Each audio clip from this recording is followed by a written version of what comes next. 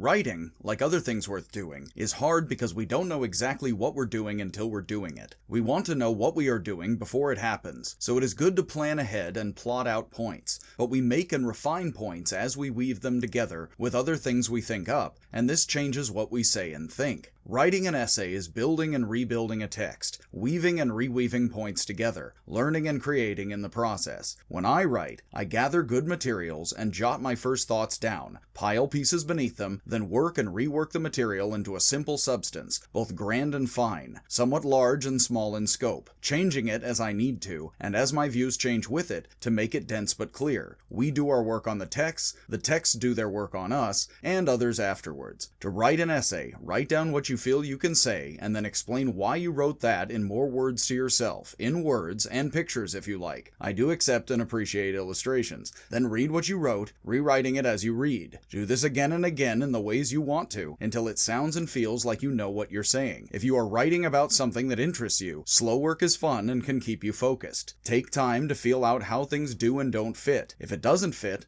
explore it or save it for later. Truth is something we use, for and against others. As you say what you say, who are you saying it to, with, or at, and why? When we fight, often with words, we can think others are idiots, or smart but wrong, and think others think like we do, learning from them, even if they're awful. I do look at font spacing and margins for less than a glance if they're fine, but I take time feeling out points it feels others spend time making, as if they've thought about angles others would take, and I've found most are like that, the wider audience and meaning at large. Take your time, think about your situation, and work on it until it is good enough for you and long enough for me. There's little other than that for me to say.